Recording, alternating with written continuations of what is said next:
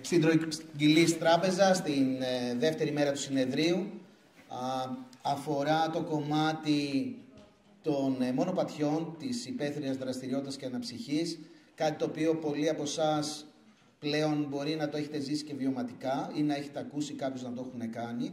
Είναι μια δραστηριότητα που έχει πλέον μπει στις ζωές και των Ελλήνων.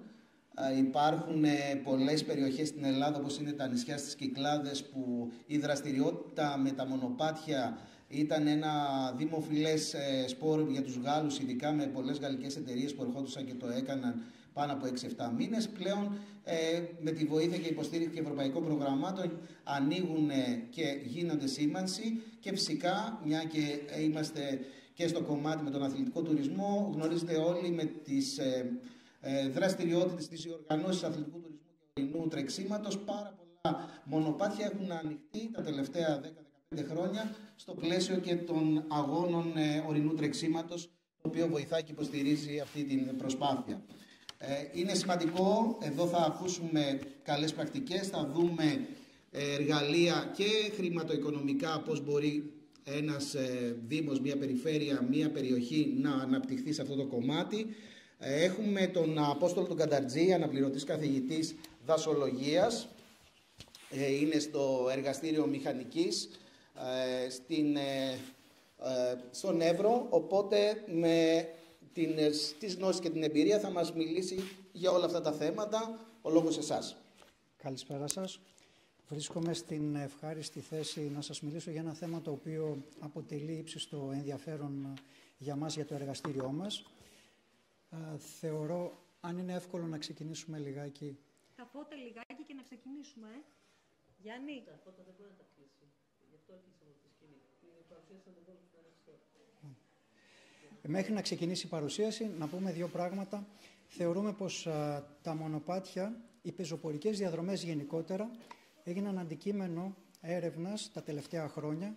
Και λέω αντικείμενο έρευνας γιατί προϋπήρχαν, πάντα υπήρχαν, και σε διαφορετικές καταστάσεις. Πέραν όμως τούτου, τα τελευταία 3-4 χρόνια έχει δοθεί ιδιαίτερο ενδιαφέρον και βρισκόμαστε στην ευχάριστη θέση να μπορούμε να συμμετέχουμε σε τέτοιες προτάσεις και σε τέτοιες δράσεις, στις οποίες μπορούμε να αναλάβουμε την δημιουργία τέτοιων πεζοπορικών διαδρομών. Να ξεκινήσουμε λιγάκι. Την επόμενη διαφάνεια, παρακαλώ. Ας το πάμε λιγάκι γρήγορα, γιατί ο χρόνος μας πιέζει λίγο. Εκείνο που θα ήθελα να πω είναι πως ως μονοπάτι χαρακτηρίζουμε έναν στενό αμαξιτό δρόμο ή μια διαδρομή στην οποία μπορούμε να κάνουμε πεζοπορικό. Το επόμενο, να πάμε λίγο γρήγορα, γιατί ο χρόνος μας πιέζει, το καταλαβαίνω. Η νομοθεσία που υπήρχε μέχρι το 2018 ήταν σε ένα εμβρυακό στάδιο. Εδώ θέλω να μείνουμε λιγάκι, γιατί μέχρι τότε υπήρχε μια, κατά κάποιον τρόπο, σε εισαγωγικά θα πω, ασυδοσία, με το γεγονός ότι υπήρχαν διαφορετικές τοποθετήσεις και διαφορετικές δράσεις σε κάθε περιοχή. Προχωρούμε λιγάκι. Μέχρι το 2017, με την 151.344 κάθετος 165 απόφαση, υπουργική απόφαση, δόθηκε ένα πλαίσιο, ένα νομοθετικό πλαίσιο, το οποίο αποτελεί Ευαγγέλιο για μας. Και το λέω Ευαγγέλιο για μας γιατί δίνει την πραγματικότητα και δίνει τις κατευθυντήριες γραμμές μέσα στο πλαίσιο που θα πρέπει να κινηθούμε αναφορικά με τη δημιουργία τέτοιων πεζοπορικών διαδρομών. Να προχωρήσουμε. Οι κατηγορίες των μονοπατιών είναι ανάλογα με τη χρήση, το μήκος, το βαθμό, τη σημαντικότητα και ούτω καθεξής. Προχωρούμε παρακάτω. Έχουμε διάφορα μονοπάτια. Τα ευρωπαϊκά μονοπάτια είναι πάρα πολλά. Σε εμάς μας ενδιαφέρουν το ε4 και το ε6, τα οποία διασχίζουν τον ελλαδικό χώρο. Παρακάτω. Κόλλησε, δεν πειράζει. Δύο σημαντικές πράξεις που θα πρέπει να δούμε είναι πώς χωρίζονται ανάλογα με το σκοπό. Είναι τα μονοπάτια αναψυχής, τα εκπαιδευτικά μονοπάτια, τα ποδηλατικά μονοπάτια, είναι τα μονοπάτια για αμαία και τα μονοπάτια διαβίωσης. Συνεχίζουμε. Ανάλογα με το βαθμό δυσκολίας έχουμε την εύκολη διαδρομή, μέτρια διαδρομή, δύσκολη και πολύ δύσκολη. Ανοίγω λιγάκι μια παρένθεση. ήμουνα με την κόρη μου, η οποία μας βλέπει αν δεν κάνω λάθος εδώ πέρα, και ήμασταν στην περιοχή του Χορτιάτη. Θέλαμε να πάμε από την περιοχή των Κεραιών πίσω στο καταφύγιο. Μου ρωτάει πόσο μακριά είναι, πόσο δύσκολη θα είναι η διαδρομή. Δεν ήξερα να της απαντήσω. Δεν υπήρχε και κάποια σήμανση. Με άλλα λόγια, αυτή είναι η υπουργική απόβαση, έβαλε ένα τέλος μέσα σε ερωτήματα τέτοια. Πηγαίνουμε στο δάσος και δεν ξέρουμε τι θα συναντήσουμε. Δεν έχουμε τη σήμανση. Προχωρούμε λιγάκι παρακαλώ. Έχουμε τη σήμανση των μονοπατιών. Προχωρούμε. Και εδώ έχουμε ένα λεπτάκι λιγάκι. Πινακίδες υποδοχής, πινακίδες κατεύθυνσης, πινακίδες θέσης, επισήμανσης, ενημέρωσης και ετικέτα πιστοποίησης. Ποια θα είναι τα πιστοποιημένα μονοπάτια που θα βαδίζουμε. Με άλλα λόγια, θα ξέρουμε κάθε διαδρομή τι μας περιμένει. Ποιο είναι το δύσκολο, ποιο είναι το εύκολο κομμάτι. Η σήμανση των μονοπατιών με την διαδρομή και δείχνει κατά πόσο είναι εύκολη, δύσκολη και ποια είναι η δυσκολία, πόσο είναι η κλίση που θα αντιμετωπίσουμε, πόσο είναι η κλίση που θα βρούμε κατά την διαδρομή αυτήν. Προχωρούμε. Η πιστοποίηση γίνεται από τη Συμβουλευτική Επιτροπή της ΕΠΟΔ, ναι, προχωρούμε παρακάτω. Και εδώ θα έχουμε ένα φωτογραφικό υλικό, βλέπουμε τα μονοπάτια, τα ξύλινα εδώ, από ό,τι βλέπετε, με τα τεχνικά χαρακτηριστικά. Ίσως να μην φαίνεται καλά γιατί έχουμε το φως το οποίο θα χτυπάει στην οθόνη. Συνεχίζουμε λιγάκι. Παράδειγμα προς αποφυγή, κλείνοντας την επισήμανση αυτή. Παράδειγμα προς αποφυγή. Αυτό το συγκεκριμένο το είχαμε συναντήσει στον Όλυμπο. Αν δεν κάνω λάθος θα πρέπει να το έχουν διώξει. Βάλανε τσιμέντο μέσα στο δάσος. Γιατί έτσι βοηθούσε, γιατί έτσι κατάφεραν, γιατί έτσι ήταν πιο εύκολο και ούτω καθεξής. Το καταλάβανε το λάθος, μετά το διορθώσανε. Δεν νοείται κατά τη γνώμη μου η σήμανση των μονοπατιών, τα έργα και οι υποδομές να γίνονται με μη φιλικά προς το περιβάλλον υλικά. Τι δουλειά έχει το τσιμέντο μέσα σε ένα ενδοδασογενές περιβάλλον. Συνεχίζουμε και βλέπουμε τα επόμενα 3 διαφάνειες, είναι φωτογραφικό υλικό, τα οποία περιλαμβάνουν ξύλινα μονοπάτια και διάφορες έτσι υποδομές, τις οποίες θα συναντήσουμε σε κάθε μας διαδρομή. Συνεχίζουμε, ναι. Τραπεζοκαθίσματα, τραπεζόπαγκοι, μικρά ξύλινα γεφυράκια, τα οποία έχουμε τη δυνατότητα να ξεπερνούμε μικρές ρεματάκια. Μονοπάτι στον Εκκλησάκι σε Σπηλιά στον Όλυμπο. Όλα αυτά τα έχουμε περπατήσει και τα έχουμε καταγράψει και χωροθετήσει. Ναι, παρακάτω. Μικρές βρύσες στην περιοχή του Ταξιάρχη Καλκιδικής. Παρακάτω. Λοιπόν, κλείνοντας, θα ήθελα να πω το εξής, να επισημάνω μάλλον το εξής. Μέχρι τώρα τα μονοπάτια ήταν μια ανάγκη ή απασχολούσαν κάποιους ανθρώπους οι οποίοι ήταν μέσα στο ευρύτερο πλέγμα της αθλητικής δράσης. Τώρα πλέον θέλουμε να απασχολεί όσο γίνεται και περισσότερο κόσμο, γιατί είναι αυτά που θα μας δώσουν τις απαραίτητες δυνατότητες να μπορέσουμε να ανταπεξέλθουμε μέσα σε ένα κοινωνικό σύνολο. Θα σας ευχαριστήσω πάρα πολύ για την προσοχή που έχετε δώσει. Ναι, σας... Δεν πρόλαβα να για διευκρίνηση, πριν ολοκληρώσετε. Ποιος είναι ο αρμόδιος, ακούσαμε τώρα από το 18 υπάρχει αυτός ο νόμος, για την αισθητική προσέγγιση, για τα υλικά, παίρνουν κάποια άδεια, οι δήμοι, οι περιφέρειες, τα δασαρχεία. Ποιος είναι, επειδή προφανώς στην Ελλάδα είναι σύνηθες να υπάρχουν συναρμόδια υπουργεία. Από ό,τι είδατε, στη διαφάνεια την οποία πέρασα πάρα πολύ γρήγορα, υπεύθυνος για την προκήρυξη που είχε γίνει με τον ΟΦΙΠΕΚΑ ήταν η ΣΕΠΟΔ. Η ΣΕΠΟΔ είναι μια επιτροπή η οποία απαρτίζεται από εκπρόσωπο του δασαρχείου, εκπρόσωπο του Δήμου, εκπρόσωπο των ορειβατικών συλλόγων, οι οποίοι έχουν την ευθύνη για την καλή εκτέλεση αυτών των έργων. Τέλεια, ήταν σημαντικό. Η Επιτροπή έχει οριστεί με την τελευταία υπουργική απόφαση του 2017 που σας είπα, που ήταν το Ευαγγέλιο, ας πούμε, για την όλη τοποθέτηση. Ευχαριστούμε τον Απόστολο Καταρτζή. Θα επανέλθουμε στον Απόστολο Καταρτζή. Θα πάμε στον Γαρίφαλο Αραβατζή να μας πει και 2 λόγια πολύ σύντομα για τη σχολή δασολογίας, γιατί μιλάμε ότι είναι ένα τμήμα που θεωρητικά για κάποιους δεν είναι ευρέως γνωστό και πολύ έτσι να το διατρέξουμε να μάθουμε τι κάνει αυτή η σχολή δασολογίας. Το μικρόφωνο. Κάτσε λίγο, περίμενε. Λοιπόν, καλησπέρα σας. Να ευχαριστήσω την κυρία Ιφαντίδου που μας προσκάλεσε, παλιά γνώριμη βέβαια, για να συμμετέχουμε σε αυτό το συνέδριο. Λίγα λόγια τώρα για το τμήμα δασολογίας, διαχείρισης περιβάλλοντος και φυσικών πόρων που είναι στην Ορεστιάδα. Η επιστήμη της δασολογίας γενικότερα έχει κοινωνικο-οικονομική, τεχνική και βιολογική βάση. Δηλαδή, έχουμε μαθήματα κοινωνικο-οικονομικού περιεχομένου, όπως είναι κοινωνιολογία, οικονομική, περιφερειακή ανάπτυξη, εκτιμητική.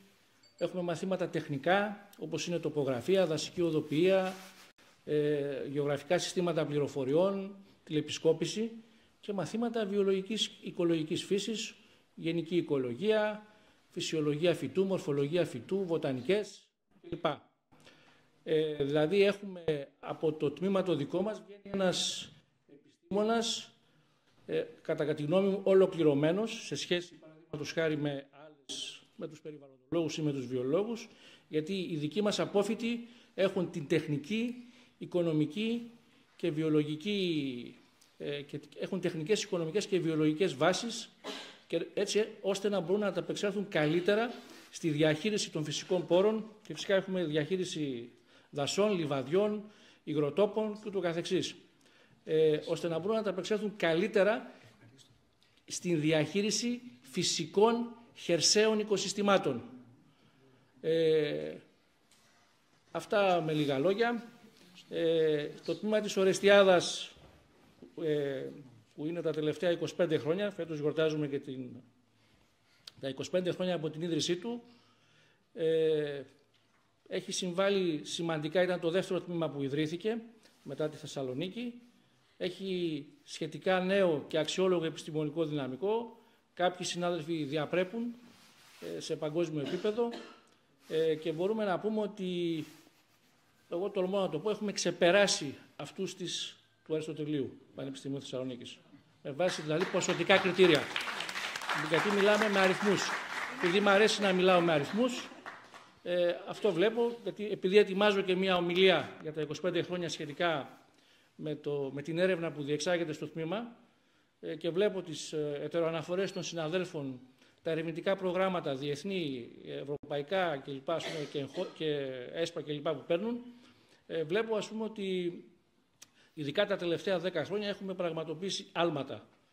Βέβαια ένα μειονέκτημα είναι η γεωγραφική θέση, αυτό όμως θα το αντιμετωπίσουμε με την καλύτερη ποιότητα εκπαίδευσης που παρέχουμε και με το καλύτερο επιστημονικό δυναμικό το οποίο απαρτίζει το τμήμα. Ευχαριστώ πολύ. Ευχαριστούμε τον Γαρίφαλο Αραμπατζή. Θα πάμε στην Ράνια τη Ματσούκα να δούμε λίγο το κομμάτι και πώς χρησιμοποιεί πολλά χρόνια στο χώρο της αναψυχής, εκπαιδεύοντας ανθρώπους οι οποίοι μπορούν να λειτουργήσουν μεταγενέστερα σε αυτό το κομμάτι ως επαγγελματίες, και να μας μεταφέρει τώρα, ακούγοντας και τους δύο καθηγητές, πώς μπορεί να γίνει αυτή η σύνδεση με ένα ακόμα τμήμα πανεπιστημιακό εκπαιδευτικό. Ωραία. Ευχαριστώ πάρα πολύ τον φίλο μου, τον Λευτέρη Μπερλακίδα, που τον ξέρω περίπου 30 χρόνια. 35. Λοιπόν, καλησπέρα και από μένα, αγαπητοί φοιτητές, προσκεκλημένοι, συνάδελφοι από το Πανεπιστήμιο. Εγώ λοιπόν, ακούγοντας αυτά που είπατε, νομίζω ότι θα ξανάρθω στη σχολή, θα πάρω μερικούς φοιτητές εδώ και θα δώσω καταρτήρες, γιατί δεν μπορώ διαφορετικά να γραφτώ. Μόνο έτσι, μόνο πρέπει να γίνει. Είναι και το ποσοστό τώρα. Εντάξει, ωραία. Λοιπόν, εγώ λοιπόν, ακούγοντας αυτά, θέλω να σας πω για μια δουλειά που κάναμε εδώ πέρα, η ερευνητική ομάδα του εργαστηρίου μας αθλητικού τουρισμού και αναψυχής, του Δημοκριτείου, και πολλοί φοιτητές μας αυτό. Άρα λοιπόν μια πρακτική πάνω σε αυτό το οποίο συζητήσαμε. Είναι λοιπόν ένα έργο, το CB Water Park, του προγράμματος συνεργασίας στο Ίντερεκ 14-20, το οποίο συγχρηματοδοτείται από το Ευρωπαϊκό Ταμείο Περιφερειακής Ανάπτυξης και Εθνικούς Πόρους των χωρών που συμμετέχουν στο πρόγραμμα. Παρακαλώ τον κύριο Λεζάκη να παίξει το βίντεο 1. Ο Δήμος Δράμας υλοποιεί το έργο CB Water Geopark. Το έργο αφορά τη δημιουργία ενός διασυνοριακού γεωπάρκου ανάδειξης της κληρονομιάς και του φυσικού κάλους του υδάτινου στοιχείου στην περιοχή της Δράμας από την πλευρά της Ελλάδος και των επαρχιών Μπλαγκόευρα και Σμόλιαν από την πλευρά της Βουλγαρίας. Ειδικότερα, στόχος του έργου είναι η δημιουργία ενός γεωπάρκου στην περιοχή συνεργασίας με τον ορισμό και την ανάδειξη περιοχών με μοναδικά γεωφυσικά χαρακτηριστικά, τους γεωτόπους. Στο έργο συμμετέχουν ο Δήμος Δράμας ως επικεφαλής δικαιούχος, καθώς και το Δημοκρίτιο Πανεπιστήμιο Θράκης, ο Δήμος Χατζηδήμοβο και ο Φορέας Βιώσιμης Ανάπτυξης Βουνού. Συμμετείχε το Πανεπιστήμιο, ο coordinator ήταν η Δράμα, Χατζηδήμοβο, Βουλγαρία και άλλο ένα ίδρυμα από εκεί. Αυτό που θέλω να πω, γιατί φαντάζομαι ότι οι περισσότεροι από εμάς, είτε συνάδελφοι, είτε φοιτητές, είτε ακόμα και εμείς, είναι πώς μπορούμε να το κάνουμε αυτό. Έτσι λοιπόν θέλω να σας κάνω μια εισαγωγή πώς γεννήθηκε αυτή η ιδέα. Αυτή η ιδέα γεννήθηκε από κοινές πεποιθήσεις των δύο εταίρων του έργου, δηλαδή του Δήμου Χατζηδήμοβο και του Δήμου Δράμας. Αυτές τα δύο μέρη διαπίστωσαν ότι έχουν πάρα πολλά κοινά όσον αφορά το κομμάτι του γεωγραφικού και του γεωφυσικού περιβάλλοντος, αλλά επίσης είχαν και πολλά κοινωνικο-οικονομικά χαρακτηριστικά.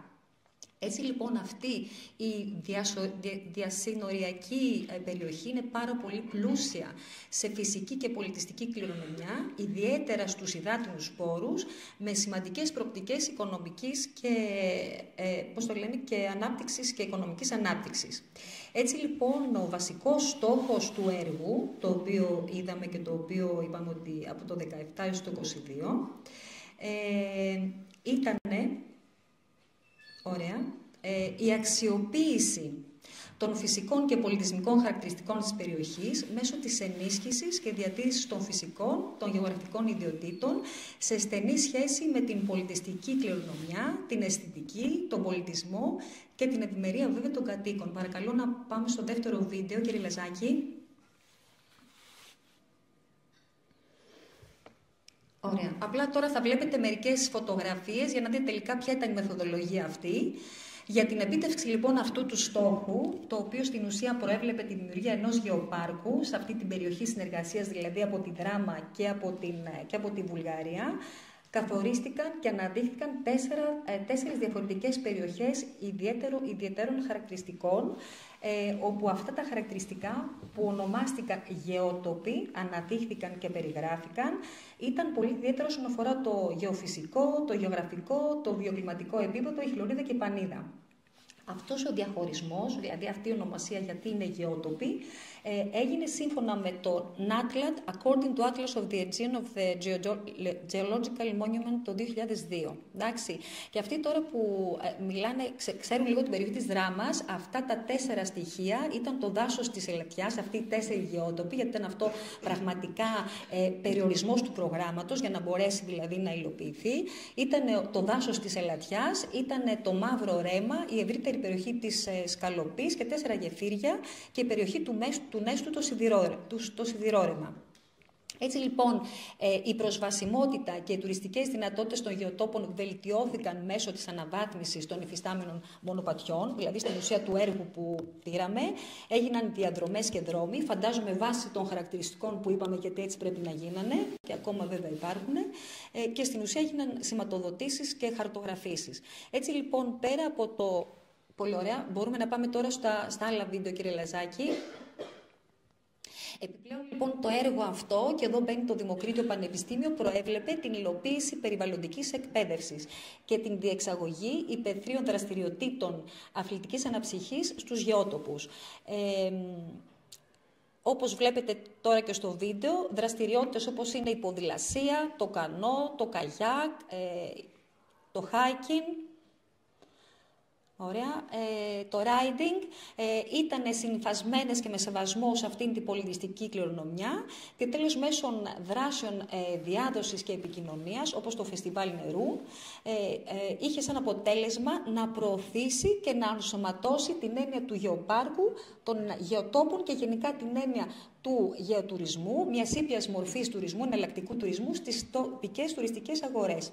Έτσι λοιπόν, με αυτόν τον τρόπο, τόσο η φυσική κληρονομιά όσο και η πολιτιστική κληρονομιά της περιοχής και συγκεκριμένα αυτός ο ιδιαίτερος χαρακτήρας, ο γεωφυσικός και ο γεωγραφικός, διατηρήθηκε, ενισχύθηκε και αναδείχθηκε για τη βιώσιμη τουριστική ανάπτυξη. Εδώ λοιπόν βλέπουμε τα παιδιά μας. Βασικά αυτό που εμείς καλούμαστε να κάνουμε ήταν να εκπαιδεύσουμε 120 άτομα με βάση των αρχών της περιβαλλοντικής εκπαίδευσης και αργότερα ήταν 60 και 60 από την Βουλγαρία και 60 από την Ελλάδα και μετά κατόπιν αυτού έγινε μια αξιολόγηση, αναθεωρήθηκε ένα υλικό, στην ουσία βγάλαμε ένα πρακτικό οδηγό περιβαλλοντικής εκπαίδευσης, ο οποίος διατέθηκε και είναι βέβαια και στο διαδίκτυο και αυτός ο οδηγός διατίθεται στα σχολεία για να μπορέσουν να μπουν και να κάνουν τις δράσεις βάσει του γεωτουρισμού και των εναλλακτικών μορφών τουρισμού.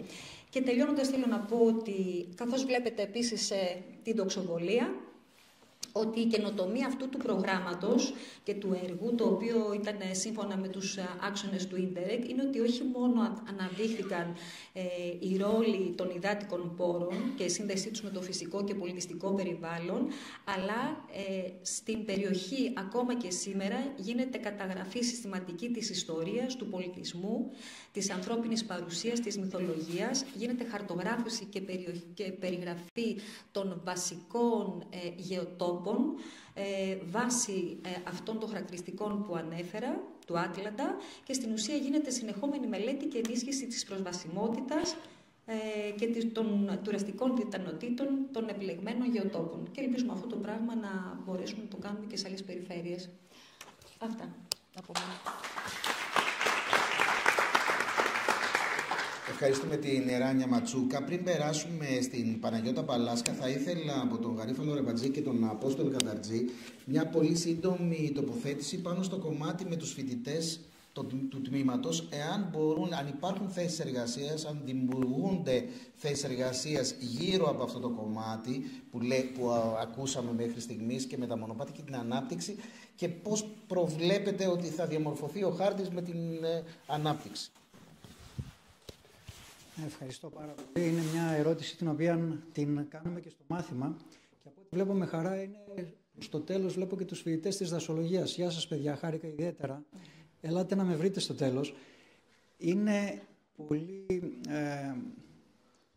θα ήθελα να πω, είναι πάρα πολύ κοντά στο γεγονός ότι είναι τυχεροί. Και είναι τυχεροί γιατί βρίσκονται στο μέσο μιας ιδιαίτερης κατάστασης της οποίας έχουμε για το περιβάλλον. Ποιο είναι αυτό το θέμα? Οι φοιτητές αυτοί, οι δασολόγοι γενικά, βρίσκονται μέσα σε ένα αντικείμενο στο οποίο θα μας απασχολήσει πάρα πολύ στο μέλλον, είτε χρηματοδοτικά είτε περιβαλλοντικά. Άρα έχουν όλες τις δυνατότητες να αναπτυχθούν και να βιοποριστούν από αυτό, αλλά και όχι μόνο, να βρεθούν μέσα σε καινοτόμες δράσεις και λύσεις που θα μπορούν να παρέχουν στο περιβάλλον. Θεωρώ πως είναι πάρα πολύ τυχεροί και θα πρέπει να το εκμεταλλευτούμε. Εμείς δεν ήμασταν τόσο πολλοί. Θεωρώ πως αυτή η γενιά είναι πάρα πολύ τυχερή. Τέλεια. Και κάτι συμπληρωματικό από τον Γαρίφαλο Ρεμπατζή και για την... Να πω το εξής, ότι ξέχασα να παραλείψω ότι μας συνδέει πέρα από τη δασική οδοποιία που είναι του κυρίου Κανταρτζή μάθημα, το οποίο εντάσσεται στα βασικά μαθήματα του τμήματος. Έχουμε μαθήματα όπως δασική αναψυχή, προστασία της φύσης και διαμόρφωση τοπίου, ειδικές και εναλλακτικές μορφές τουρισμού. Όλα αυτά μας κάνουν να μπορούμε να μιλήσουμε σήμερα με επιστημοσύνη και με σαφήνεια για αυτό το συγκεκριμένο θέμα για το οποίο κληθήκαμε να μιλήσουμε. Ευχαριστώ πολύ. Και κάτι ακόμα, ότι οι μελέτες αυτές των μονοπατιών, που ξέρει καλύτερα βέβαια και ο κύριος Κανταρτζής, εντάσσονται στην κατηγορία 24 των δασικών μελετών, που είναι θεσμοθετημένες από την πολιτεία εδώ και πάρα πολλά χρόνια. Κύριε Ρεμπατζή, κρατήστε λίγο το μικρόφωνο. Κάτι ακόμα σύντομο. Η περιοχή της Ορεστιάδας ακούγεται ότι είναι αρκετά απομακρυσμένη, που είναι γνωστό στον ελλαδικό χώρο, αλλά ταυτόχρονα δεν αποτελεί πόλο έλξης για την ευρύτερη περιοχή της Ανατολικής Μακεδονίας, Θράκης, για κάποιους φοιτητές, ώστε να μπορέσουν, μια και βρισκόμαστε σε μια περιοχή πλούσια και στο φυσικό περιβάλλον. Ο στόχος είναι το τμήμα να κάνει και διειδρυματικά μεταπτυχιακά με την Βουλγαρία, από ό,τι ξέρω, για να προσελκύσουμε φοιτητές Βούλγαρους και από όλα τα Βαλκάνια. Ήδη υπάρχει μια αποστολή, θα πάει το Μάρτιο για να συζητήσει με το Πανεπιστήμιο της Σόφιας για να γίνει κάποια προετοιμασία για ένα τέτοιο μεταπτυχιακό πρόγραμμα σπουδών.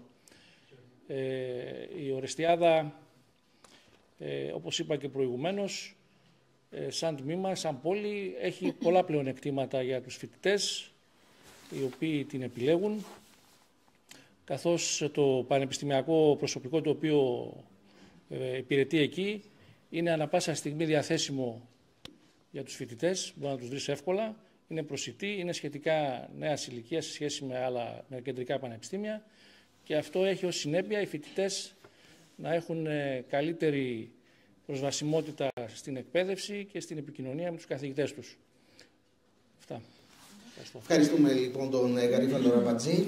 Κρατάει το μικρόφωνο η Παναγιώτα Παλάσκα, προϊσταμένη τμήματος αθλητισμού του Δήμου Κορδελιού Ευόσμου στην ευρύτερη περιοχή της Θεσσαλονίκης και μεταδιδακτορική φοιτήτρια.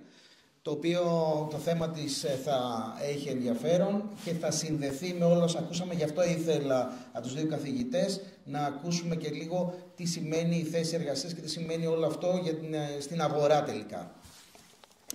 Ευχαριστώ πολύ για την πρόσκληση. Ευχαριστώ την πρόεδρο του συνεδρίου, την κυρία Ιφαντίδου, για την πρόσκληση σε αυτή την στρογγυλή τράπεζα. Εγώ έχω να πω ότι θα σας πω ένα παράδειγμα το οποίο έχει ξεκινήσει από τον Μεσαίων. Είναι ένας προσκυνηματικός δρόμος που έρχεται να κάνει πράξη και να συνδέσει όλα αυτά τα οποία είπαν οι εξαιρετικοί συνομιλητές. Ο κύριος Αραμπατζής και η κυρία Ματσούκα είπαν πολύ σημαντικά, τοποθέτησαν την εκπαίδευση αλλά και τα χρηματοδοτικά εργαλεία για την ανάδειξη του φυσικού περιβάλλοντος έτσι ώστε να υπάρχει ανάπτυξη του αθλητικού τουρισμού. Ο κύριος Καταρτζής είπε πάρα πολύ στοχευμένα το πόσο σημαντική είναι η σηματοδότηση για τα μονοπάτια. Και γιατί το λέω? Γιατί το κοχύλι είναι το σήμα για το Σαντιάγκο ντε Κομποστέλα. Το Καμίνο Σαντιάγκο ντε Κομποστέλα, αν μπορεί να παίξει και το PowerPoint και κάποιες λίγες διαφάνειες που έχω, αλλά το πιο σημαντικό είναι το βίντεο που θα δείτε στο τέλος, που θα σας βάλει μέσα σε όλη αυτή την φιλοσοφία αυτού του δρόμου. Το Σαντιάγκο λοιπόν Κομποστέλα είναι ένας προσκυνηματικός δρόμος, είναι ο δρόμος του Αγίου Ιακώβου. Είναι ένας δρόμος όπου οι προσκυνητές, οι πελεγκρίνοι αφιερώνουν ένα χρόνο για εσωτερική αναζήτηση, εσωτερικό αναστοχασμό και περπατάνε πολλά χιλιόμετρα, πάρα πολλά χιλιόμετρα. Οι περισσότεροι πελεγκρίνοι αναφέρουν ότι το καμίνο ξεκινάει από την πόρτα του σπιτιού τους μέχρι να φτάσουν στην εκκλησία, στη Σαντιάγκο ντε Κομποστέλα. Αυτό το προσκύνημα, όλος αυτός ο δρόμος, είναι ένας δρόμος για εσωτερική αναζήτηση, αναστοχασμό, αναθεώρηση της φιλοσοφίας ζωής, αλλά και γνωριμία με το φυσικό περιβάλλον, με νέους τόπους, με τα χωριά που περνάνε, με τους κατοίκους, και όλη αυτή η διαδικασία είναι ένας μεγάλος δρόμος που έχει κυρίως ένα spirit. Ξεκίνησε το Μεσαίωνα περίπου, όπου ο Άγιος Ιάκωβος έκανε τις διαδρομές αυτές. Αρχές του 12ου αιώνα αποτέλεσε έναν από τους τρεις προσκυνηματικούς προορισμούς μαζί με τη Ρώμη και την Ιερουσαλήμ. Το 1884 αναφέρω σημαντικές ημερομηνίες για να δείτε πόσο μακριά ξεκινάει αυτός ο προσκυνηματικός δρόμος και πώς τώρα τον έχουν αξιοποιήσει και αναβαθμίσει σε έναν προορισμό αθλητικού τουρισμού. Το 1884 επιβεβαιώθηκαν ότι όντως τα λείψανα του Αγίου Ιακώβου είναι στην Κομποστέλα, στην εκκλησία του στην Σαντιάγκο, και το 2010, που ήταν και το Άγιο Έτος, πάνω από 270.000 προσκυνητές πήγανε στη Σαντιάγκο ντε Κομποστέλα. Το 1987 ανακηρύχθηκε η πρώτη πολιτιστική διαδρομή στο Συμβούλιο της Ευρώπης, ο Γαλλικός δρόμος και οι βόρειες διαδρομές από την Ισπανία, και εγγράφηκαν στον κατάλογο της Παγκόσμιας Κληρονομιάς της UNESCO. 12 είναι οι δρόμοι. Έχουν καταγραφεί 12 καμίνο από πολλές διαδρομές, όμως στο τέλος καταλήγουν σε 5 βασικές διαδρομές που ξεκινάνε από 780 χιλιόμετρα, είναι το Καμίνο Φρανσές, 466 χιλιόμετρα Καμίνο ντε Νόρτε, το Καμίνο το Πορτογαλικό 630 χιλιόμετρα, το Βία ντε Λα Πλάτα, το οποίο είναι από τη Σεβίλη 1000 χιλιόμετρα και το Καμίνο Πριμιτίβο 315 χιλιόμετρα. Τι είναι όλα αυτά? Είναι δρόμοι όπου έχει περάσει ο Άγιος Ιάκωβος και η τοπική κοινωνία το έχουν αναπτύξει και το έχουν συγχρονίσει στις ανάγκες του σύγχρονου ανθρώπου στο πέρασμα όλων αυτών των χρόνων. Ο προσκυνητής, ο πελεγκρίνος, είναι αυτός ο οποίος θα ξεκινήσει από ένα σημείο από όλες αυτές τις διαδρομές και για να πάρει το πιστοποιητικό, δεν ξέρω αν το βλέπετε, είναι η επόμενη διαφάνεια. Ναι, αυτές είναι οι τελευταίες διαδρομές, οι πιο δημοφιλείς. Και στην επόμενη διαφάνεια βλέπουμε ποιες είναι οι προϋποθέσεις για να πάρουν οι πελεγκρίνοι το πιστοποιητικό. Από το σημείο που θα ξεκινήσουν, θα πρέπει να διανύσουν είτε 100 χιλιόμετρα με τα πόδια, είτε με άλογο, είτε 200 χιλιόμετρα με το ποδήλατο και σε κάθε σταθμό, σε όλη αυτή τη διαδρομή, χωρίς να υπάρχει περιορισμός στις μέρες, θα πρέπει να σφραγίσουν το βιβλιαράκι το οποίο θα πάρουν από την αφετηρία τους. Η αφετηρία θα είναι όποια πόλη, όποιο χωριό επιλέξουν αυτοί για να ξεκινήσουν και θα πρέπει να σφραγίσουν είτε στην εκκλησία, είτε στο ξενώνο που θα μείνουν, είτε στο hostel, είτε στο εστιατόριο που θα φάνε, ότι όντως περάσανε από τη συγκεκριμένη διαδρομή και το συγκεκριμένο χωριό.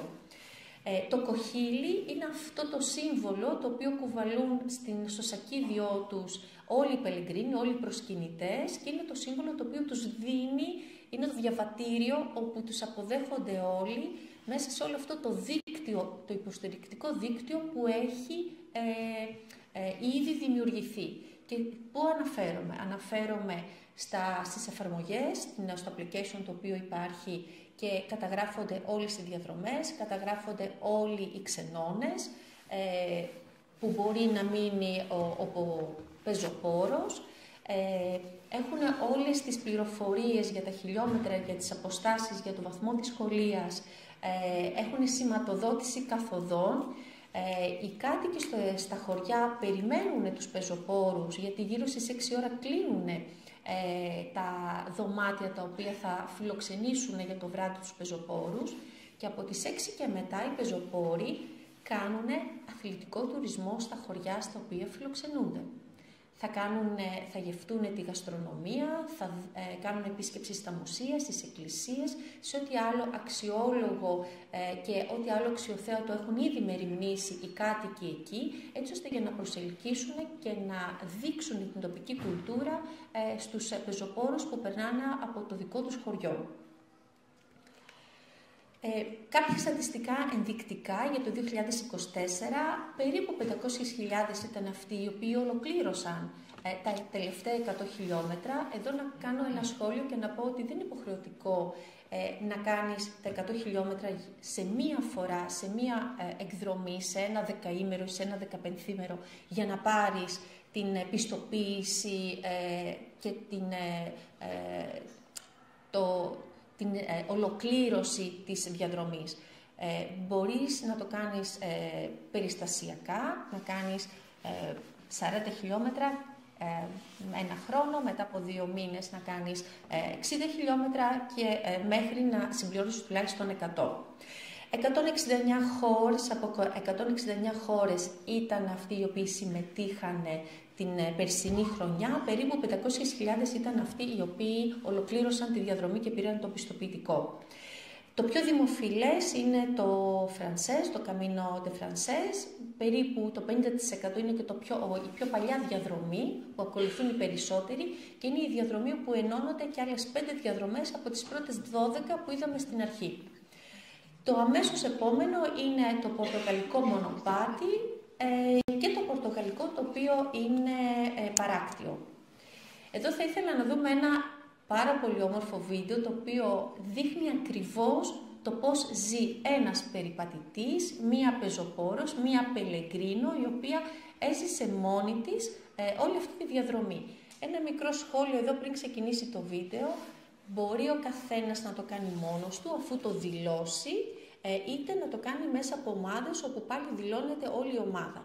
Ο κάθε πεζοπόρος παρακολουθείται από ένα δίκτυο υποστήριξης ώστε να μην νιώθει κίνδυνο. Υπάρχει μια πολύ μεγάλη ασφάλεια και υποστήριξη σε όλους τους περιπατητές και σε κάθε σταθμό, σε κάθε διαδρομή, αλλά και καθοδόν όταν θα παραστεί κάποια ανάγκη για βοήθεια. Οπότε παρακαλώ, αν δούμε το βίντεο θα έχετε μια πιο ζωντανή εικόνα για όλο αυτό το οποίο περιγράφω.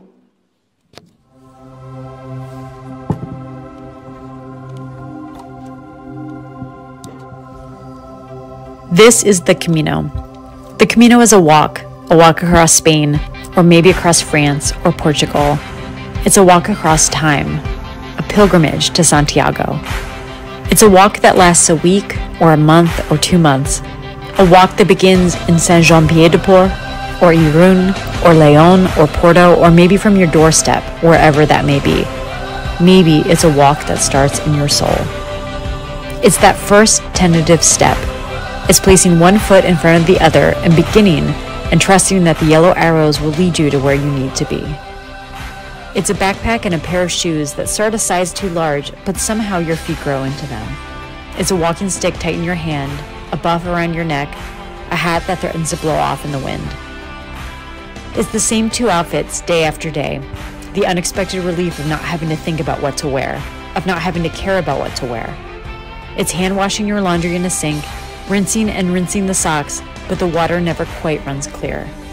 A quick dry towel that you pat over your body after the shower with the button and you press for the water that comes out in 7-second bursts. It's the albergues, with the bunk bed squeezed into the room, friends and strangers sprawled on the thin mattresses. It's hoping for a bottom bunk. It's hoping for a top bunk. It's hoping that the pilgrim who snores has chosen another albergue in town. It's the small pension rooms, too, the luxury of a space that is all your own. 25 euros with a sink in the corner and a window that looks down onto the busy square below. It's the routine of it all, the waking and the rising, the walking and the resting, the chores and the meals and going to bed to repeat it all the next day. It's the walking. Walking over the mountains, through the vineyards, across the plains, into the forests, on paths of dirt and stone, mud and grass and hard, hard pavement. Through the countryside and into the cities, over bridges and through tunnels and along a canal or a river or a stream or the sea, up and down and up and down, and sometimes on a flat path that stretches to the horizon, a path that never seems to end.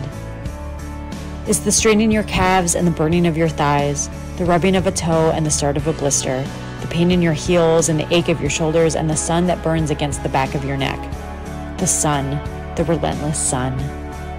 And the rain and the wind and the thick air and the clouds and the cold mornings, the sweaty nights, the afternoons that feel just perfect. It's dogs that strain at their chains, the cats that dart from the shadows, the fields of cows and the horses that approach with curiosity, flocks of sheep and sometimes even a wild boar.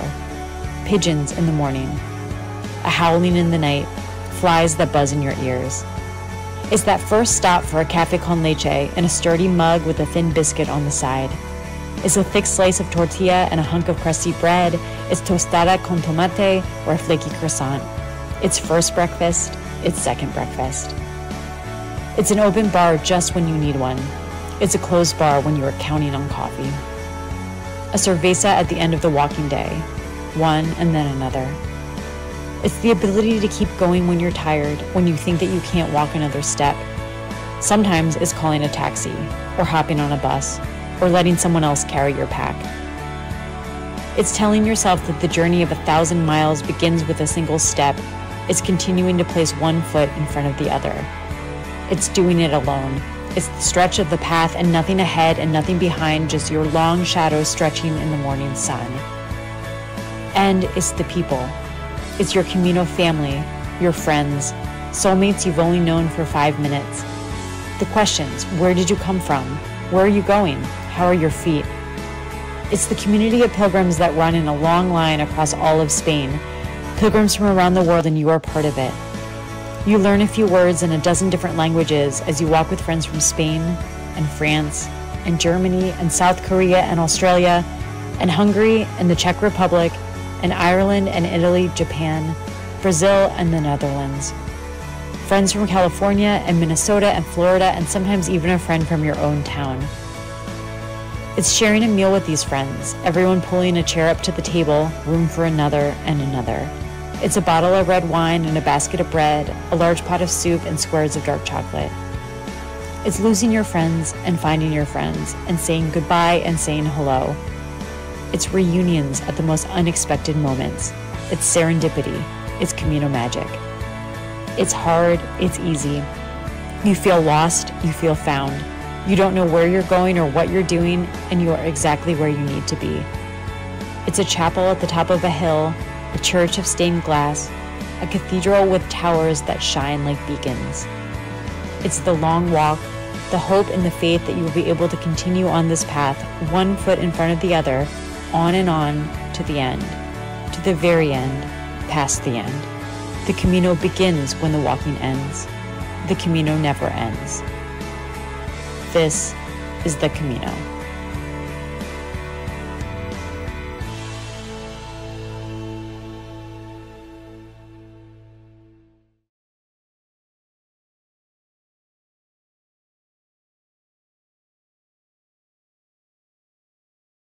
Στη γραμμή την Καλομήρα Αγαπητού, είναι δασολόγος, η ειδική συνεργάτη της Γενικής Γραμματείας Δασών.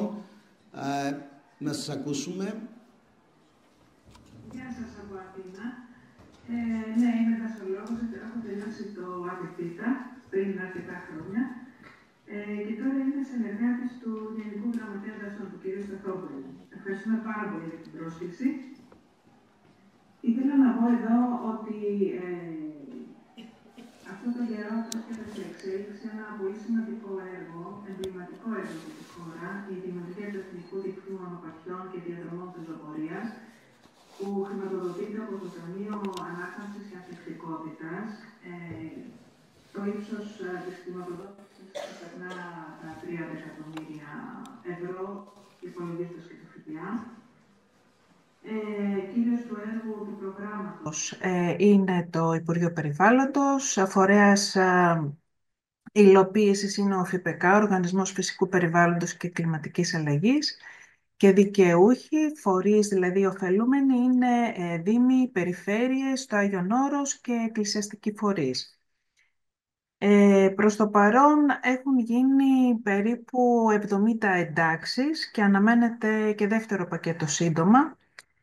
Όπως είπατε, η συγκεκριμένη κοινή υπουργική απόφαση είναι η βίβλος για τα μονοπάτια, που διαβάζοντας την κανείς μπορεί να βρει πάρα πολλές πληροφορίες για το ποιες είναι οι κατηγορίες των μονοπατιών, πώς σηματοδοτούνται, πώς εγκρίνονται οι μελέτες, ποιοι συμμετέχουν σε αυτή την συμβουλευτική επιτροπή, την ΣΕΠΟΔ, που είναι υπεύθυνη για αρκετά πράγματα και βοηθά στο έργο της δασικής υπηρεσίας.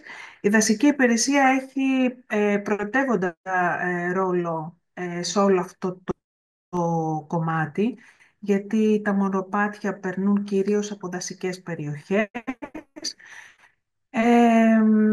και πιστεύω ότι με την ολοκλήρωση αυτού του έργου, που αναμένεται να γίνει στο τέλος του τρέχοντος έτους, θα έχουμε ένα δίκτυο μονοπατιών, εθνικό δίκτυο μονοπατιών για πρώτη φορά στη χώρα μας.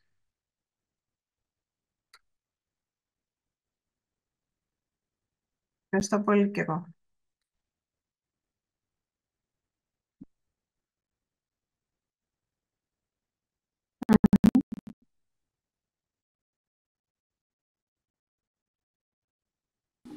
Σε συνεργασία με τον κύριο Κανταρτζή και κάποιους άλλους καθηγητές από άλλα πανεπιστήμια και συνεργάτες,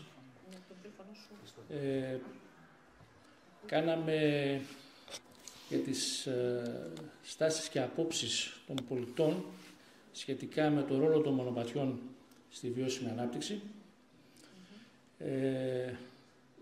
Ήταν για το νομό, η έρευνα διεξέχθη στο νομό Φλόρινας και στο νομό Εύρου, τα δύο άκρα. Περιλάμβανε δομημένο ερωτηματολόγιο που διανεμήθηκε σε 400 άτομα με απλή δειγματοληψία, 400 και 400, και οι ερωτήσεις αφορούσαν τόσο τεχνικά χαρακτηριστικά των μονοπατιών, όσο και κοινωνικο-οικονομικά στοιχεία, όπως αν είναι εύκολες ή δύσκολες οι πεζοπορικές διαδρομές, για ποιο λόγο χρησιμοποιούν τα μονοπάτια, πώς κρίνουν τη βατότητα, τη σήμανση, την κατάσταση της επιφάνειας, αν αντιμετωπίζουν δυσκολία να σταθμεύσουν το όχημά τους, τη μέγιστη απόσταση που διανύουν συνήθως όταν χρησιμοποιούν τα μονοπάτια, ο μέγιστος χρόνος πορείας κατά τη μετακίνησή τους στα μονοπάτια, σε ποια μονοπάτια συνήθως κινούνται, δηλαδή για το πλάτος του μονοπατιού, τις κλίσεις που χρησιμοποιούν στα μονοπάτια, ως προς την καθαριότητα, αν υπάρχουν σκουπίδια κατά μήκος των μονοπατιών, αν υπάρχουν κατάλληλες υποδομές για να μετακινηθούν αμαία, και βέβαια αν συμβάλλουν τα μονοπάτια τόσο στην αναβάθμιση της ποιότητας ζωής, στη βελτίωση της φυσικής κατάστασης των κατοίκων, στην ανάδειξη τόπων ειδικού ενδιαφέροντος, ιστορικά πολιτιστικά μνημεία,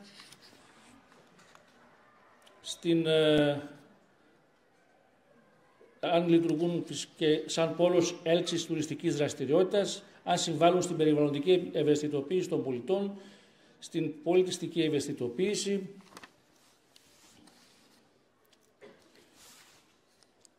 και αν ήταν διατεθειμένοι να δώσουν κάποιο ποσό για να συντηρηθούν. Τα συμπεράσματα της έρευνας ήταν ότι, τώρα έχω εδώ, θα έχουν δημοσιευθεί 2 χρόνια, σε 2 περιοδικά. Τα συμπεράσματα της έρευνας ήταν ότι η συντριπτική πλειονότητα, όχι η πλειονότητα μάλλον των κατοίκων των πολιτών που χρησιμοποιούν τα μονοπάτια, τις εύκολες πεζοπορικές διαδρομές διάρκειας μέχρι 5 ώρων και μέχρι 300 μέτρα θετική υψομετρική διαφορά. Τα χρησιμοποιούν κυρίως για παρατήρηση μνημείων της φύσης και για δραστηριότητες αναψυχής. Τη βατότητα την κρίνουν σχετικά καλή, όπως και την σήμανση των ορεινών μονοπατιών. Επίσης, αντιμετωπίζουν δυσκολία στο να σταθμεύσουν το όχημά τους πλησίων του μονοπατιού. Διανύουν συνήθως, η πλειονότητα πάλι, από την πλειονότητα μιλάω, τη σχετική ή την απόλυτη, από 1 έως 4 χιλιόμετρα. Έχουν ένα μέγιστο χρόνο πορείας κατά τη μετακίνησή τους από 1 ώρα ως 3 ώρες. Το πλάτος του μονοπατιού που χρησιμοποιούν είναι περίπου είναι από 1 έως 1,5 μέτρο και σχετικά ήπιες κλίσεις, 5 έως 8%. Δυσανασχετούν με το ότι υπάρχουν σκουπίδια κατά μήκος των μονοπατιών, τα οποία επισκέπτονται. Επίσης, θεωρούν πως λείπουν οι κατάλληλες θέσεις θέας και ξεκούρασης κιόσκια, παγκάκια, πόσιμο νερό.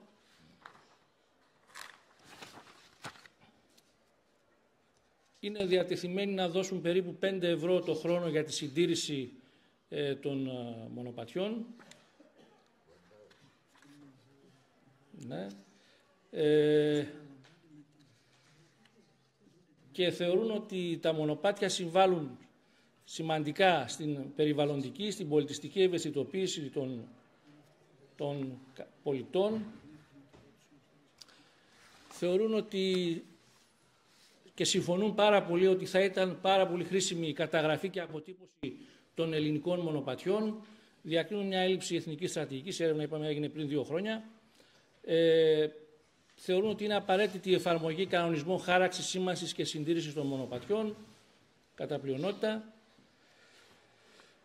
Και σαν τελικό συμπέρασμα ήταν ότι η χρήση των μονοπατιών επηρεάζεται από το επίπεδο της εκπαίδευσης, από τη συμμετοχή του σε ένα κλαμπ, παραδείγματος χάρη ορειβατικό σύλλογο, από το φύλο, το εισόδημα, την ηλικία και θεωρούν ότι τα μονοπάτια μπορούν να συμβάλλουν περισσότερο στην ανάδειξη των ιστορικών και πολιτιστικών στοιχείων της περιοχής τους.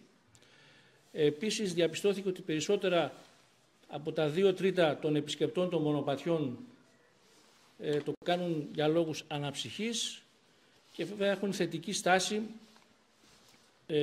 αυτοί οι χρήστες των μονοπατιών που χρησιμοποιούν κυρίως τις εύκολες διαδρομές. Αυτά. Ευχαριστώ. Ευχαριστούμε. Υπάρχουν κάποιες ερωτήσεις που θέλει κάποιος να κάνει στους... Ωραία. Κυρία Μιχαήλ είναι καθηγήτρια από το...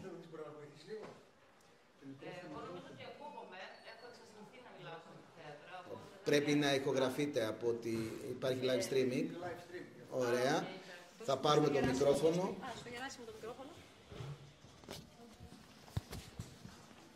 Οπότε ακούμε ονοματεπώνυμο και τη σχέση. Ναι, είμαι η Δόμνα Μιχαήλ, είμαι καθηγήτρια στο τμήμα Επικοινωνίας και Ψηφιακών Μέσων του Δημοκρατίου Πανεπιστημίου, θα έλεγα. Λέτε, του Πανεπιστημίου Δυτικής Μακεδονίας. Αυτό που ήθελα να πω είναι να σας προσκαλέσω στην 8η συνάντηση μονοπατιών που ανέλαβε η Καστοριά, η Κινσέπ Αέναον και το Πανεπιστήμιο μαζί με την Περιφέρεια στην Καστοριά τον Οκτώβριο.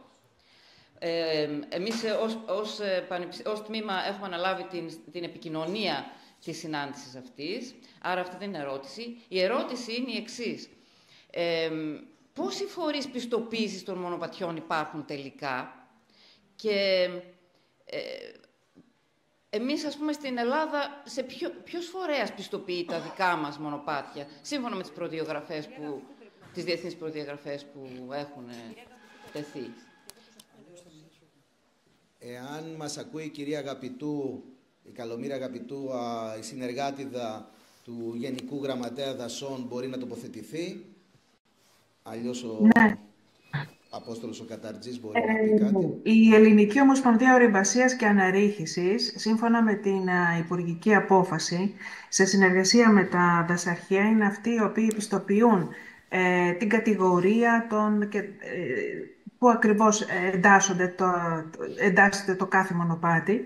Και εφόσον ολοκληρωθεί το έργο στο οποίο είχα προαναφερθεί, θα δημιουργηθεί ένας κατάλογος, που ήδη υπάρχει ένας κατάλογος, απλά θα εμπλουτιστεί με το νέο Εθνικό Δίκτυο Μονοπατιών, τα οποία θα είναι επιστοποιημένα με την έννοια ότι θα ξέρουμε ακριβώς σε ποια κατηγορία ανήκει το καθένα και για ποια χρήση είναι.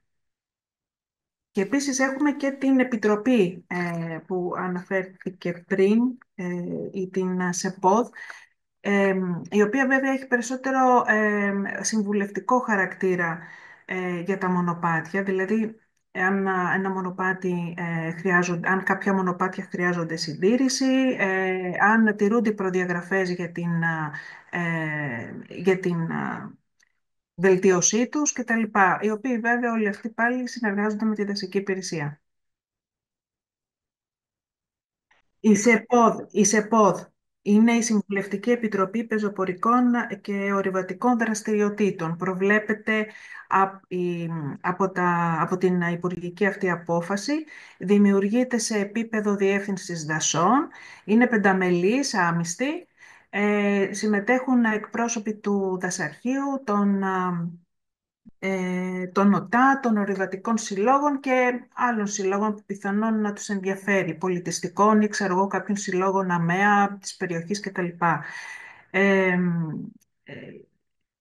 Δημιουργούνται σε επίπεδο διεύθυνσης δασών. Σε όλα αυτά πρωτεύοντα ρόλο παίζει η δασική υπηρεσία. Δηλαδή, αν κάποιος θέλει να ρωτήσει ή να απευθυνθεί σε κάποιον για αυτό το θέμα, είναι τα κατατόπους δασαρχεία και οι διευθύνσεις δασών.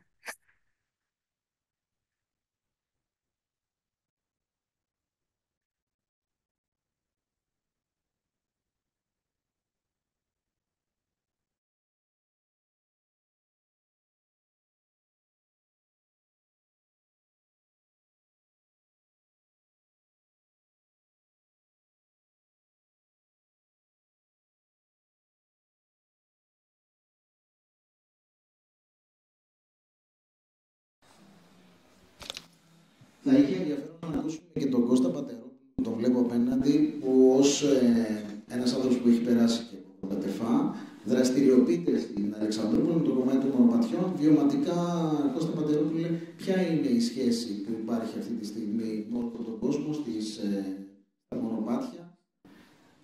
Και... Εγώ ήθελα απλώς να ρωτήσω και τον συνάδελφο από το τμήμα δασολογίας. Ας πάμε λίγο πρώτα στον κύριο Πατερόπουλο, κύριε Μιχαήλ, και θα επιστρέψουμε σε εσάς να ακούσουμε, μπορεί να έχει ενδιαφέρον να το συνδέσετε. Ευχαριστώ για την πρόσκληση. Ήθελα να συμπληρώσω λίγο στους κυρίους με την έρευνα. Εμείς είμαστε ένας σύλλογος ο οποίος δραστηριοποιούμαστε κυρίως στο δρομικό κίνημα και στο πεζοπορικό. Την τελευταία 5 χρόνια έχουμε κάνει περίπου 100 πεζοπορικές διαδρομές στην Ανατολική Μακεδονία Θράκη, περίπου των 10 χιλιόμετρων κάθε φορά. Και έχουν συμμετάσχει μαζί μας περίπου 1.300 διαφορετικά άτομα σε αυτές τις 100 περίπου διαδρομές. Αυτό το οποίο μπορώ να συμπληρώσω στην έρευνά σας, κάναμε και εμείς μια έρευνα περίπου με 400 και εμείς ερωτηματολόγια σε δρομείς και πεζοπόρους και είδαμε κάποιες διαφορές όσον αφορά κάποιες σκέψεις και επιλογές. Αυτό το εντυπωσιακό είναι ότι σαν πρώτο λόγο οι πεζοπόροι βάζουν το ψυχολογικό κομμάτι, δηλαδή την ηρεμία τους, την ψυχή τους και κατά δεύτερον την άσκηση, την υγεία τους κτλ. Επίσης και βιωματικά αλλά και μέσα από τα ερωτηματολόγια είδαμε ότι θέλουν να συνδυάζεται η πεζοπορία τους με κάποιες γνώσεις ιστορικού επίπεδου, γεωγραφικού επίπεδου,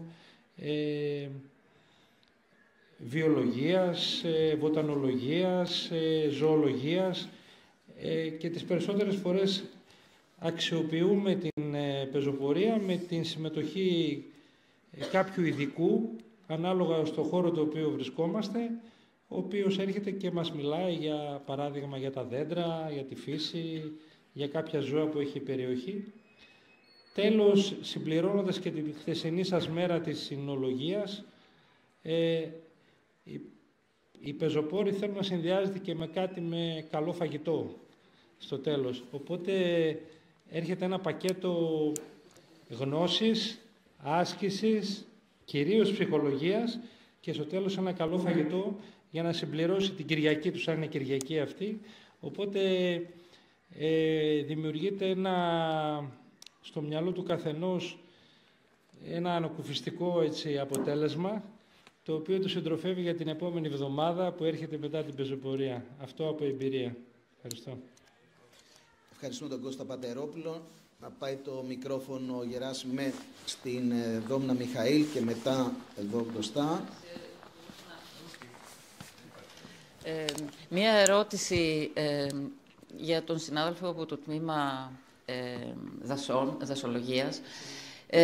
Ποια είναι η θέση του τμήματος, γενικά η δική σας, σε σχέση με τις απειλές που δέχονται τα βουνά μας και από τις φωτιές και από την εγκατάσταση τεράστιων ανεμογεννητριών σε όλες τις βουνοκορφές της χώρας? Εσείς πώς το βλέπετε αυτό? Είναι πρόβλημα, αποτελεί πρόβλημα για τα βουνά μας, για τα μονοπάτια, για την... Ναι, αν και δεν είναι ακριβώς μέσα στο αντικείμενο των μονοπατιών, αλλά είναι μια πολύ ωραία ερώτηση και πολύ ωραία θέση που θα μπορούσαμε να δούμε.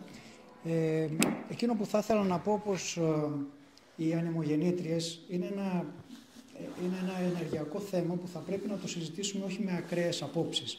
Σαν πανεπιστήμιο, σαν τμήμα μάλλον, εμείς αποφανθήκαμε για την δημιουργία των ανεμογεννητριών σε μια συγκεκριμένη περιοχή αρνητικά. Αλλά ήταν μόνο για το συγκεκριμένο κομμάτι, δεν είναι καθολική η άποψή μας και ούτε είμαστε υπέρ το να τις αφορήσουμε γενικότερα. Καταλαβαίνουμε πως το ενεργειακό θέμα χρειάζεται μια σύνεση και μια ψυχραιμία σε αυτό το αντικείμενο. Οπότε είναι ένα κομμάτι το οποίο θα έπρεπε με την λογική και κατά πόσο επιτάσσουν οι ανάγκες να το αντιμετωπίσουμε. Θεωρώ πως δεν είμαστε ούτε να το αφορήσουμε ούτε να το υπερψηφίσουμε σε όλες τις προτάσεις που γίνονται. Χρειάζεται κάθε φορά ένα ενιαίο σχέδιο, άποψή μου είναι αυτή, χρειάζεται ένα ενιαίο σχέδιο στο οποίο θα ξέρουμε και δεν θα βρισκόμαστε σε εκπλήξεις κάθε φορά που θα μας βρίσκουν σε έκπληξη κάποιες αιτήσεις για κάποιες τέτοιες δράσεις. Αναφορικά με τα μονοπάτια θα σας έλεγα, το μονοπάτι είναι κατά κάποιον τρόπο δεν είναι ένα αθλητικό μέσο. Είναι ένας τρόπος, και αυτό το διάβασα σε έναν Αμερικανό περιηγητή και μου άρεσε πάρα πολύ, είναι ένας τρόπος να έρθουμε πιο κοντά στη φύση. Εφόσον ερχόμαστε πιο κοντά στη φύση, μπορούμε να ανακαλύψουμε διάφορα πράγματα. Μπορεί για κάποιους να είναι ένα καλό φαγητό, για κάποιους άλλους μπορεί να είναι ένας χώρος μουσιακός, για κάποιον άλλον μπορεί να είναι ένας χώρος περιβάλλοντος. Είναι διαφορετικές οι ανάγκες. Εκείνο που μου έκανε εντύπωση και θα ήθελα να μοιραστώ μαζί σας ένα δευτερόλεπτο ήταν η άποψη ενός δημάρχου που μου είπε το εξής. Θα μπορούσαμε να κάνουμε ένα μονοπάτι και εφόσον δεν είχαμε και το μύθο να τον δημιουργούσαμε. Παρ' όλα αυτά εμείς έχουμε ήδη τόσους μύθους και τόσες περιοχές με τέτοιο ενδιαφέρον που δεν χρειάζεται να το δημιουργήσουμε, αρκεί να ακολουθήσουμε τα αρχαία μας αυτά βήματα. Σας ευχαριστώ.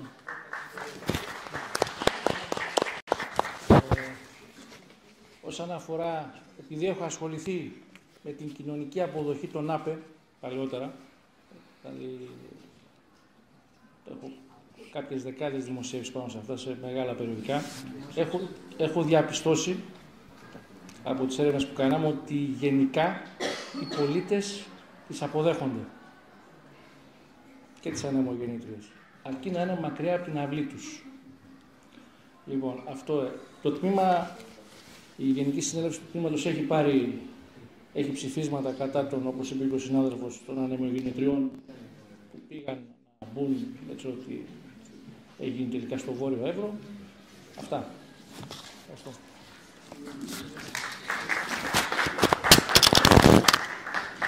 Ακούσουμε και την ερώτηση και πρέπει να ολοκληρώσουμε γιατί η Γεωργία Ιφαντίδου μου κοιτάει. Θα είμαι λίγο σύντομος. Καλησπέρα και από μένα. Εκπροσωπώ το ΤΕ. Είμαι ο Ξαγοράς ο Γεράσιμος, μηχανολόγος μηχανικός. Εργάζομαι στη Διεύθυνση Περιβάλλοντος. Αδειοδοτούμε ΑΠΕ. Εντάξει, επομένως, το κομμάτι των ΑΠΕ το ξέρουμε καλά. Αλλά έχω και μια μεγάλη αγάπη, η οποία λέγεται Ορειβασία. Είμαι στο Νέος Κομοτηνής. Εκπροσωπούμε και το Νέος Κομοτηνής. Πολλές φορές είμαι στις ομαδάρχης των αποστολών. Έχω γυρίσει όλη την Ελλάδα. Έχω δει πάρα πολλά μονοπάτια. Έτσι, έχω μια πολύ καλή άποψη. Λίγο τώρα, επειδή εγώ είδα πόσα μονοπάτια υπάρχουν στη Ροδόπη, π.χ. είναι γύρω στα 140 χιλιόμετρα, η ερώτηση και προσπάθησα αυτά να τα μαζέψω, τα είχα δώσει στον Αντιπεριφερειάρχη για χρηματοδότηση. Και εδώ έρχεται λίγο και το ΤΕ, πώς μπορούμε εμείς να βοηθήσουμε και όλες αυτές οι ωραίες ιδέες, ο καθένας πώς το βλέπει, να μπορούν εν τέλει να υλοποιηθούν. Στην Ελλάδα υπάρχουν μονοπάτια όπως είναι το Ήπειρος Τρέιλ, όπως είναι το Πίλιον Τρέιλ κτλ. Και με τις πληρωγραφίες που έχουν μπει στο 2017. Η ερωτήση μου είναι η εξής. Αν ο ΦΠΚ έχει εντάξει μονοπάτια στην Αμμουθού, και ποια είναι αυτά. Άμα πραγματικά κάποια δευτερεύοντα μονοπάτια, δηλαδή εδώ πέρα που μπορείς να ανέβεις στην κορφή του Παπική, στο Ατόβουνο, από 3 προσεγγίσεις. Άμα αυτά μπορούν να χαρακτηριστούν μονοπάτια. Έτσι.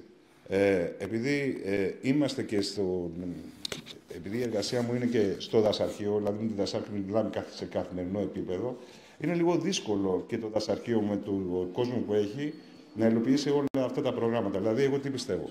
Ο ΦΠΚ τι θα εντάξει, εμείς τι θέλουμε να γίνει αυτό. Άμα μπορούν να γίνουν μελέτες και το ΤΕ μπορεί να συμβάλλει σε αυτό, σαν ομάδες ενεργασίες, καθηγητές, φοιτητές, να το αναδείξουμε, να τα καταγράψουμε τις GIS και να προκύψουν μελέτες ανά μονοπάτι με ένα απαιτούμενο χρηματικό ποσό. Αυτό κανονικά πρέπει να τρέψει ο ΦΠΚ. Λιγάκι αυτό να μπορέσουμε να το ξεχωρίσουμε. Δηλαδή, ο ΦΠΚ θα το κάνει αυτό. Ποιος θα συντάξει τις μελέτες. Για να μπορέσουμε να το τρέξουμε. Γιατί εγώ το προσπάθησα σαν Γεράσιμος, αλλά δεν μου βγήκε. Και δεν θα ήθελα να περιμένουμε από κάποιον ΦΠΚ. Ή τέλος πάντων, σαν ΤΕ, να πιέσουμε το ΦΠΚ προς αυτή την κατεύθυνση. Τώρα, όσον αφορά τα ΑΠΕ, είναι ουσιαστικά 2 όχλησεις. Είναι η οπτική όχληση και η ακουστική όχληση. Επειδή για κάποια στιγμή της ζωής μου ήμουν και στη Βέρεια, στο Βέρμιο, στο Βέρμιο, να ξέρετε, είναι περίπτωση που 200 ανεμογεννήτριες τοποθετημένες. Το αποτέλεσμα είναι πραγματικά, υπάρχει όχληση ακουστική, δηλαδή μπορεί να είναι στην άλλη πλαγιά και να ακούσει την ανεμογεννήτρια. Ένα είναι αυτό. Και δεύτερον, η πρόσβαση στις ανεμογεννήτριες γίνεται προφανώς από το πιο εύκολο δρόμο που συνήθως ήταν και τα μονοπάτια. Γιατί και τα μονοπάτια δημιουργήθηκαν από ανθρώπους ή ζώα κτλ. και περνάνε και αυγένες, με αποτέλεσμα πολλές φορές τα μονοπάτια να διαλύονται. Δηλαδή να μην υπάρχει μονοπάτι, να έχουν ακολουθήσει αυτήν την οδό. Ευχαριστώ πολύ. Να πούμε, θα πάρει το λόγο ο κύριος Καταρτζής. Ο Οργανισμός Φυσικού Περιβάλλοντος και Κλιματικής Αλλαγής είναι το... Έχει μια ερώτηση, ο κύριος. Πρέπει να απαντήσει...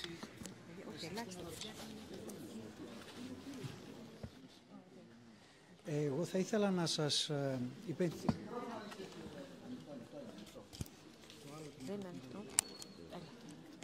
Ναι, εγώ θα ήθελα να σας απαντήσω στο γεγονός ότι ήδη αυτό το δίκτυο μονοπατιών υλοποιείται μέσα από την προηγούμενη προκήρυξη που είχε γίνει πέρυσι. Όχι, στα μονοπάτια τα οποία ήδη οι Δήμοι και οι Περιφέρειες έχουν προτείνει προς τον ΟΦΠΚ. Ορίστε. Ως Δήμοι, ναι, ακριβώς. Τώρα, από εκεί και πέρα στα επιπλέον μονοπάτια που θα πρέπει να δημιουργηθούν, ας δούμε ποια θα υλοποιηθούν, ποιες είναι οι ανάγκες, γιατί υπάρχει και ένα γενικότερο σχέδιο σύνδεσης του ε4 και του ε6 με τα κάθετα. Κατά κάποιον τρόπο, αυτά τα αποτελούν, άποψη δικιά μου είναι πάλι, την Εγνατία οδό και έχουμε τις κάθετες, τα οποία έρχονται και τα ενώνουν τα κατάλληλα σημεία. Εκείνο που θα ήθελα να επισημάνω και ευχαριστώ πολύ για την παρέμβασή σας είναι το γεγονός ότι δεν μπορεί να στηριζόμαστε μόνο σε κρατικούς φορείς και στα δασαρχεία. Δεν έχουν τη δυνατότητα πολλές φορές, είναι υποστελεχωμένα, αλλά θα θέλαμε να ενεργοποιήσουμε ακόμα περισσότερο τον εθελοντισμό. Ο εθελοντισμός και οι διάφοροι σύλλογοι είναι αυτοί που θα μας βοηθήσουν να μπορέσουμε έτσι να δημιουργήσουμε και να επεκτείνουμε αυτό το δίκτυο των μονοπατιών. Μπορώ να έχω λίγο το λόγο?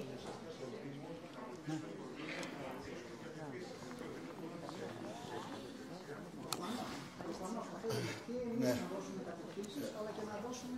Λοιπόν, επειδή πιεζόμαστε, πρέπει να ολοκληρώσουμε. Μπορείτε να συνεχίσετε έξω ή όποιος έχει άλλη ερώτηση σε όποιον από τους ομιλητές. Ναι, Γεωργία, ευχαριστώ πάρα πολύ για τους ομιλητές. Πάρτε τα βουνά, μόνο όποιος τα ανακαλύψει, τα σέβεται και τα προστατεύει. Τα μονοπάτια και τα βουνά είναι εκεί έξω και μας δίνουν μια καλύτερη ζωή. Ευχαριστούμε πάρα πολύ. Θα ακολουθήσει ένα 10λεπτο σύντομο break για να πιείτε ένα καφέ έξω και έπειτα θα βγούμε για μια υπέροχη τελετή λήξης. Θα έχουμε χορευτικές παραστάσεις σύγχρονου και παραδοσιακού χορού, οπότε θα σας αναμένουμε σε 10 λεπτά ξανά μέσα στο αμφιθέατρο. 10 λεπτά break για να πιείτε τον καφέ σας και επιστρέφουμε.